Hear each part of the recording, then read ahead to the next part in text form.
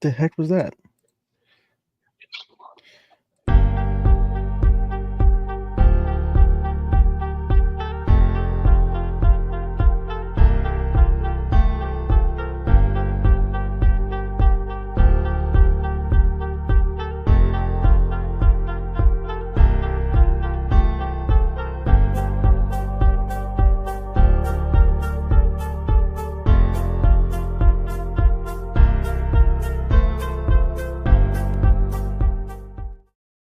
Welcome into Steelers Now post game. I am Zachary Smith. Joining me from Lincoln Financial Field, Alan Saunders. Alan, Terry, first one in here, said that was embarrassing. And I don't even know if they were referring to the game or the fact that I accidentally played the wrong intro, but either way, it applies to both.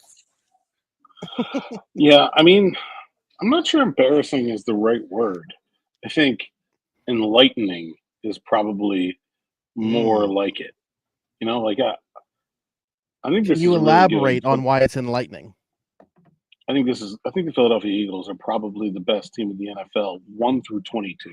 They don't have the star power of a Patrick Mahomes or a Josh Allen at the quarterback position, but in terms of line play, in terms of the depth on defense, the number of quality playmakers on the offense, there's not really anybody that's doing it better than the Eagles when they're on. Now, we watched them almost trip and fall over the Carolina Panthers last week. Like, they can help you out. But if they're not helping you out, you're not really going to go toe to toe with them and win very often. And the Steelers tried. We saw them fail. We saw them take advantage of some mistakes, but probably make too many of their own to really get even all that close to engineering that kind of victory. Yeah, it's certain. You could have told me the Steelers didn't have the ball in the second half, and I would have believed you. I mean, this was a masterclass in terms of time of possession, the way that the Eagles dominated this thing, especially in the second half. I'm joking around. I even put out a post saying it felt like they had the ball for 30 seconds, but in reality, it was about 5 minutes. I mean, 2 possessions, 5 minutes total for the Steelers in the second half. To your point, I think I'm there as well with Philly right now. The things are clicking on all cylinders. The defense is super impressive. I think that's why they are above the Detroit Lions right now. When you look at the NFC, is what they're able to do defensively. Like, you can talk about obviously the offensive weapons that they have, but all three levels of the defense, what Philadelphia can do. And Vic Fangio, who maybe had some trouble within the first month of the season, I feel like kind of finding the way to work these pieces in and stuff like that. Certainly not the case right now, and they're humming on all cylinders. And this is a road game against a really good team. Steelers came in missing a couple of key pieces. I don't think that them losing this game the way they lost should have been surprising. It certainly was not to me. Now, can they improve as much as they need to improve to play with a team like Philadelphia in the postseason in the next month? I don't know. I mean, that's why we're going to watch and find out. It's certainly possible. I think that's the message that I took out of the locker room, that guys are saying, look, this is the playoffs with a do-over. Like, this is a playoff team in December, and then we get to take a look at the film, see what they did to us, see what we can do better, and go back and get another crack at it. And they got 2 more here against playoff teams in a row, and then the actual playoffs, as the Steelers did clinch a playoff berth tonight when the Colts and Dolphins both lost this week. So they get that opportunity. I mean, I'll be honest, I love social media. I love following along Twitter. I got people blaming the coaches and the scheme and the play calling. I'm like, man, player for player, the Philadelphia Eagles are just a lot better than the Pittsburgh Steelers. A lot better. I don't think Nick Sirianni is that much better of a coach than Mike Tomlin. If he is, I'm not sure that he is. Certainly, there's things that Tomlin probably should have done better in this game, just like I can say with a whole bunch of other players. But this is a loaded team that played a really good game, and you're not going to win very many of those. The first thing I want to dive into before I start going through the comments and we talk about this game specifically and things on both sides of the ball, I know that somebody's going to want to bring it up at some point, is obviously more so than the result of this game. What matters more than anything is the health of TJ Watt. Maybe a little bit more clarity there. I know that there's obviously, it's kind of wait and see how this thing feels, especially over the next couple of days, and we'll see what his practice participation looks like. Certainly on a short week against Baltimore, but low ankle injury. He said the x-rays were negative. Is there anything else to add to that other than just the information that we know with that? Yeah, I talked to TJ very briefly in the locker room. He's walking around. He looks like, I don't know, okay, I guess is the best way I can describe it. Mhm. Not like he looks like he's going to go play a football game. I'll say I don't think he looks as like Alex was like hobbling along when same injury, right? Low ankle sprain. That's what it's being Mhm. classified as. But when Highsmith was hurt in Washington, he couldn't put any weight on that ankle. I thought TJ was moving around all right. So like that injury cost Highsmith what 4 weeks. I mean, Yeah. I would say certainly like less than that. I mean, that's all I kind of can give you. I mean, I would be kind of surprised if he plays in 6 days, but I wouldn't rule out Kansas City at this point. Okay.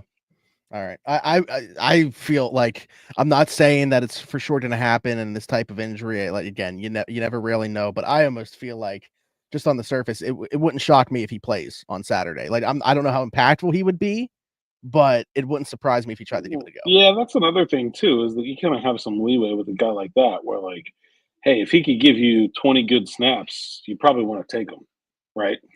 Hmm. Yeah, absolutely. But anyways, back to this game. One of the other things I want to bring up, because I saw it in the comments as well.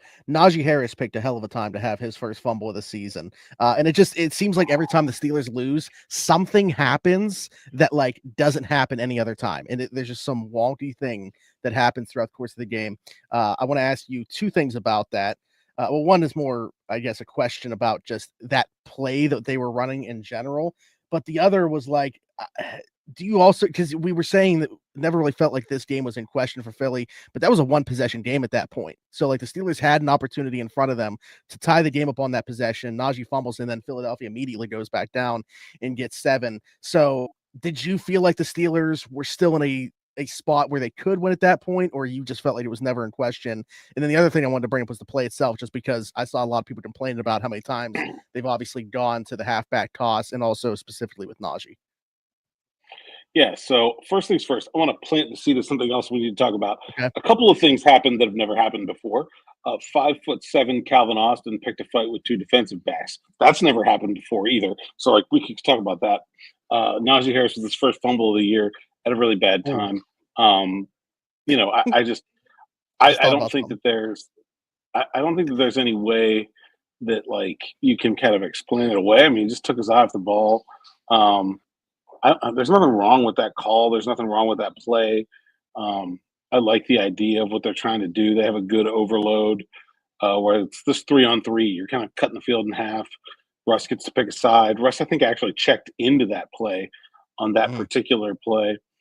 Either checked into it or he flipped it, one or the other. But and so like it's just a normal play. There's nothing wrong with that play. There's nothing wrong with calling a toss sweep. I just, you got to secure the football if you're the running back. I'm sure Najee wishes he had that one back. And, like you said, like over the course of a season, if your running back has one fumble, you say, hey, man, this guy never fumbles. And then when you're outclassed talent wise, those little things are enough to tip the scales. But I did think on that drive. There was a point where we were talking in our preview show where I said there's going to be a time in this game where the yardage is completely lopsided, and you're like, how the heck are the Steelers in it?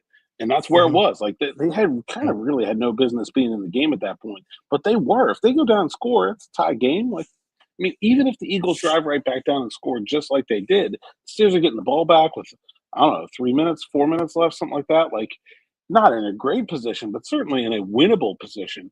And it just, I think after the fumble, it was kind of over. That was one the straw that broke the camel's back.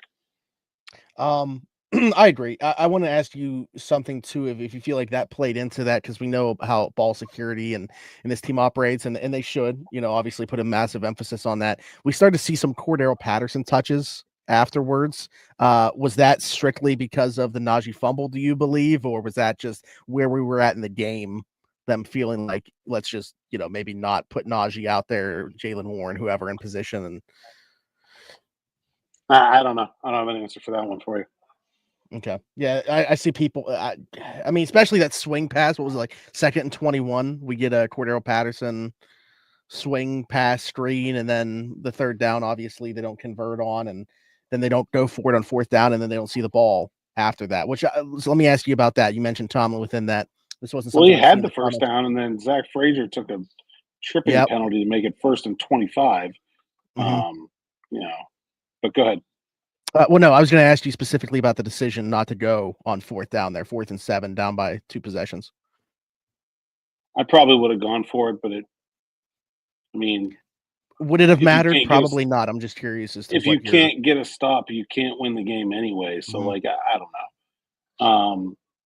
I mean, they got exactly what they wanted. They got a good punt. They even got a penalty. It was 1st and goal at the 3, and they let them off the hook. So, like, I don't think I can fault the strategy. I just fault the execution. Like, if they had done it, if they had stopped them, got the ball back, scored, and then not been able to get the ball back again, then I think you could say, "Oh, well, they obviously shouldn't have punted it." But like here, yeah, Mhm. you got to stop them at least once, or you're not going to win the game. So they couldn't, and they didn't. Another thing that we saw there was, the Jalen Carter penalty that originally we thought was going to give the Steelers the ball back 15 yards, thinking that it happened either before the punt took place or while the ball was in the air. The refs came back, ruled that it was after it had taken place, so they enforced it on Philadelphia and just changed the field position. But a lot of people obviously questioning the officiating on that. And I feel like anytime that you're on the wrong side of a football game, there's a lot of things that you want to pull up with the officiating. I fall into it as well. So I kind of rely on you to tell me, as an unbiased observer of this, what did you think of the officiating in this one? Uh-uh. Overdone. I don't. I just don't care for that style of the way this game was officiated. I don't think much of it was technically incorrect, but I just I think it. I think they over inserted themselves in the game. I think it makes for a bad product, and I don't really like it.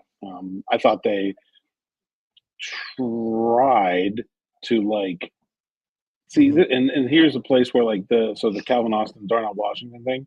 This is a place to me where I feel like the rule book falls short. Where like, okay, Darnell started that. He absolutely blocked Darius Slay well after the whistle had blown. Did not stop blocking him and Mhm. earned the first personal foul. But so now, like, if that starts a fight in which like two other guys throw punches and Calvin Austin joins it and whatever, like I think the spirit to me, the rule book falls short of the spirit of fairness, which is that the Steelers should have been the team that was penalized. They started the damn thing. Like you should not just like always let multiple fouls offset one foul. And so I think they tried to like make it right, but like that's I mean, obviously there had to be a foul on an Eagles player. Like I just I Mhm. don't know. I think the rule book falls short in that regard. I think they tried to do the right thing there, even though it looks kind of silly on the surface. I'm okay with the Steelers being the one team penalized coming out of that. They started it. Like that feels fair to me, even if that's not the way the rule book is written.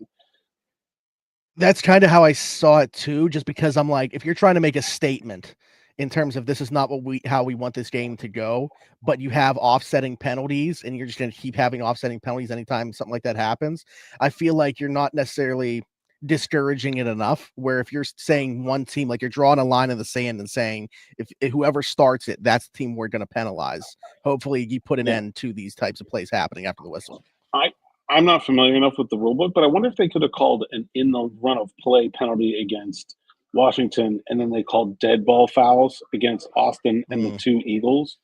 Like yeah. what the end result of that would have been. That might have been a better way to do it. Mhm. But yeah, I didn't like the this. I just thought they were over inserting themselves in the game. The long snapper call, like, is that technically within? Like, I don't Oh, know. I man. don't want Yeah. I don't want that called. Nobody wants that called. Nobody wants every guard to be pushing every defensive player into their own long snap or trying to buy a 15-yard penalty. Like, because that's Well exactly what that call sets up. Like that, I just mhm. I I, I did not. I don't think it's a game where the NFL officiating supervisors are going to be like coming down hard on this crew, but I don't really care for the way it was officiated personally. Ryan said, "Was there a reason we didn't see Jalen Warren too much in this game? Maybe I missed it. I don't know." Here's the thing: like, yeah, Jalen Warren only had 5 touches in this game. Najee Harris only had 6. Like, you didn't really You didn't see. see anybody because the Steelers never had the ball. You didn't Yeah. barely saw Russell Wilson. Yep. That's why I was. You could have told me they didn't touch the ball in the second half, and I would believe you. So yeah, I mean, I think that is probably the reason than anything else. I don't think that it was like a Jalen plan to Warren keep it also well. had like an all-time great pass pickup that like I will absolutely be making a gif out of where like he Oh made yeah, it look I like know. he was going to Yeah. cut a guy and then he just stood up and like basically like standing flipped the guy over. Oh, it was awesome. Yeah, that was fun. Um, to this point, we're talking about the offense. 163 yards of total offense for the Steelers in this one. Their lowest since September 19th, 2010. Alan. Yeah, it's probably not good. Um, That's probably not good. And they were a fumble from Najee Harris away hey, from having this be a game very late in this game. yeah, I mean, like, and I'm trying to remember what the 2010 Steelers were like, and I'm not getting a lot of good memories there in general. But like, I, I don't know. I think uh, there's like they won the Super Bowl. They went to the Super Bowl that year, so that'd be okay. I don't know. That was I'm trying to think of Early in the what season, game that would have that been would like have week been. 2 or week. Yeah. Yeah. Week okay, yeah. I don't remember the specific game, but yeah. I mean, again, I'm just not surprised. I'm not. I knew this was going to be a struggle. I Hmm. knew it was going to be tough to run the ball. Um, and then they get behind and they get into sort of. I mean, Right. I think the Steelers actually did a nice job of moving the ball, considering the circumstances against this team. When they had it, they just didn't have it enough. And I think that goes down to the early. I mean, you can't start with 5 straight 3-and-outs and win a football game against just about Hmm. anybody, let alone a really good team. Like, but it's not Right. like they were. I mean, you look at the plays, and it's like it's not like they're out there like screwing up or like you know like making bad mistakes. They're just getting beat. I don't know how to. I don't know how to fix that. 8 possessions, 13 points in the first half, but in general, first downs 25-10 for the Eagles. Time of possession 39 minutes and 52 seconds to 20 minutes and 8 seconds in favor of the Eagles. And then total plays, the Eagles run 77 to the Steelers 41.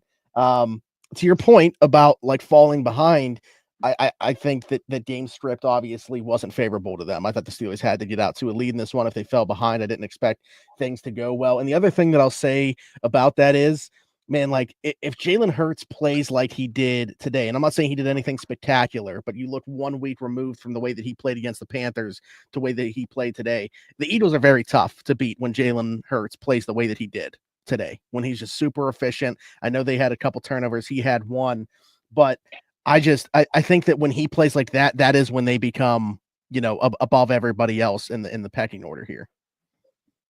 Yeah, I mean the Steelers kept Saquon Barkley to 65 yards. I think if you would have come into the game saying they were able to do that, you would Mhm. feel okay about their chances of winning. But I mean, Jalen Hurts was really good. I mean, as good as he's been all year in this game. Yeah. And, probably I was curious to see AJ Brown. We've seen him torch the Steelers in the past, but because of everything that's been talked about over the last week with him and Jalen Hurts, I was curious what that would look like. I figured he would be peppered with targets early and often in this one. I was curious to see what the answer would be. The answer was surprisingly quite a bit Dante Jackson early in the game before he left with injury. I was curious, or I was not necessarily curious, surprised a little bit by how much we were seeing of those two matched up together. What did you make in terms of overall the Steelers' defensive game plan for this, though? I mean, they tried to sell it to stop Saquon Barkley, and they tried to do it without probably their best tackler, which is going to be difficult. I thought there were a couple times where you could very clearly see the difference between having Deshaun Elliott in there and having Demonte KZ in there. Like Yep, it is a big difference sure. in terms of tackling and run support. That's not a shot at KZ. That's just they're different players. You're not. Talk about the toolbox all the time with Erod being a hammer, man. Like some can you use your screwdriver as a hammer if you got to bash something? Like, yeah, it just doesn't really work as well. Like they're different guys, and I didn't think that they were gonna solo up Joey on AJ Brown, because I don't really think like there's a matchup there that is favorable for the Steelers, and so I think they probably wanted to be able to be a little bit less predictable in what they were going to do and try to keep the Eagles off balance a little bit. I think it worked for about 2/3 of the game, but when they really needed it to, I think that by then the Eagles kind of had it figured out. Mhm. I think you got to give a lot of credit to what Philly's playmakers are able to do in space in this regard too. But saw a lot of over pursuit at times from guys like Patrick Queen, Joey Porter Jr. at the second and third levels, and missed tackles. Which, like the Steelers, we in years past we've seen this be an issue. They've definitely cut down on that. They've been a lot better in terms of their missed tackle percentage this year. But I thought that popped quite a bit as well today too. Yeah, Patrick Queen and a big missed tackle near the goal line. I thought there was a bunch of plays where the Eagles were Dante Jackson missed one coming up on a Mhm. Gainwell swing Gainwell, pass yep. or on third down early in the game. So there were a bunch of plays where the Eagles were attacking their zone, and the Steelers were not only giving up catches, but like in that spot drop zone, like you're going to give up some catches. Like it's a soft coverage. You can't deny every pass. But like the idea is it's catch and tackle. And I thought there was like way too much like catch run tackle. Like you can't have that against that defense, or it's just going to be like chunk play after chunk play. And so I'm not sure exactly. It's hard to diagnose what was going wrong there live, but I thought they really more so than the outside corners. I thought they really attacked the inside part of that zone and beat them up pretty badly. So when you look at this defensive performance, and maybe this is a question that you wouldn't be able to answer until tomorrow on Morning Rush Afternoon Drive, we ever watch this game back or whatever. But was there anything today that you saw live that you would be concerned about going forward, or just chalk up to this being a really bad matchup against a really good team? I mean, I think losing matchups to really good teams is concerning if you like want to call yourself a Super Bowl contender. Yeah. Um, but I don't think that there's like, I mean, I, no, I mean, I don't think there's anything that like revealed itself about this defense that needs fixed.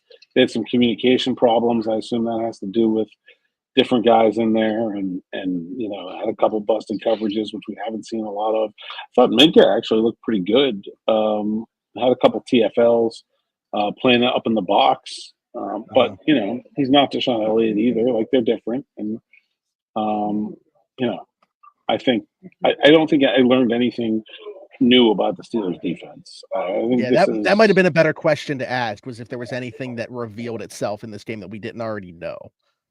yeah. I don't think so. Okay. Um, Switching to the offensive side, then I guess kind of like the same thing there, right? Like we expected them to have a rough go of it in this game against this defense without their top pass catcher and George Pickens. And I think when you're not able to run the ball on first down and second down and be too predictable in terms of it seeming like it was going to be a lot of run, pass in this one, and you're playing behind the sticks, and you find yourself in 3rd and 7 plus a lot, it's not a recipe for success. And I think that's where the Steelers offense fell today. Yeah, and I don't think like predictability is a big deal. Like the Eagles are pretty predictable too. They're just good. They're good Like at it. like I don't if you can't run the ball and you're the Pittsburgh Steelers in this offense, you're not going to win very many games. Like, and they couldn't run the ball, and I don't think it had anything to do with predictability. I mean, they're just getting beat. Well, here's why I say that, because we talked all week about this being a game where it felt like they should pull a lot of things out that you don't typically see. And I think that's why, because if you are undermanned in the way that they were, I thought that should have been a route for them to go, and we didn't see it. So I guess that would have probably been a better way for me to say Well, it. I mean, we got Justin Fields out there, and he gets hurt on the first play. Yep. Out for the rest of the game.